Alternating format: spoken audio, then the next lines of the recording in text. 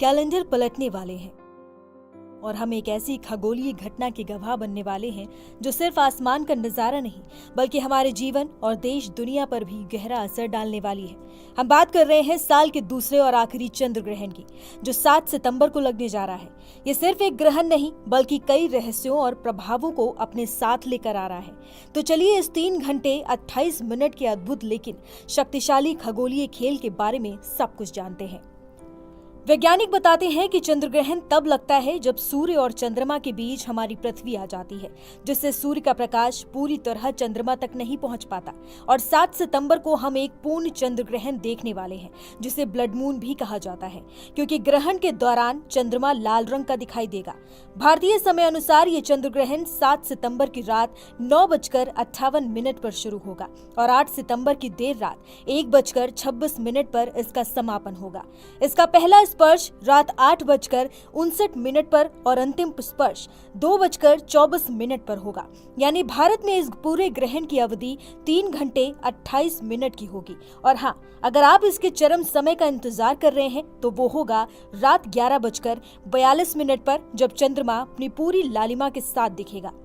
ज्योतिषीय मान्यताओं के अनुसार इस ग्रहण का सूतक काल 9 घंटे पहले ही यानी 7 सितंबर को दोपहर 12:57 से शुरू हो जाएगा।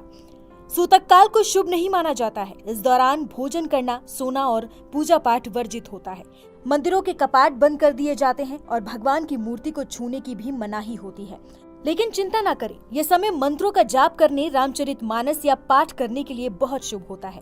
भगवान शिव के मंत्रों का जाप करने से ग्रहण के नकारात्मक प्रभावों से बचा जा सकता है और बचे हुए खाने में तुलसी डालना ना भूलें। ये चंद्र ग्रहण सिर्फ भारत में ही नहीं बल्कि Asia, Australia, New Zealand, America, Fiji और अंटार्कटिका के कुछ हिस्सों में भी दिखाई देगा। ज्योतिष मनीषा कौशिक जी के अनुसार ये ग्रहण शनि की राशि कुंभ और गुरु के नक्षत्र पूर्व भाद्रपद में समाप्त होगा, जो इसे और भी खास बनाता है।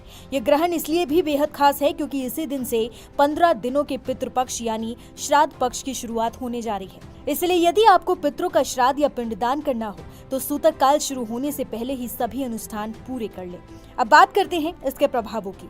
ज्योतिषीय गणनाओं के अनुसार इस चंद्र ग्रहण का भारत पर सीधा और गहरा प्रभाव देखने को मिलेगा। भारत की राजनीतिक स्थिति पर नकारात्मक असर पड़ सकता है और पहाड़ी राज्यों के साथ साथ ओडिशा, महाराष्ट्र जैसे बड़े राज्यों पर भी इसका असर दिखेगा। वैश्विक स्तर पर भी ये ग्रहण नकारात्मक प्रभाव डालेगा। पूरी दुनिया में आपदाओं की आशंका बन रही है।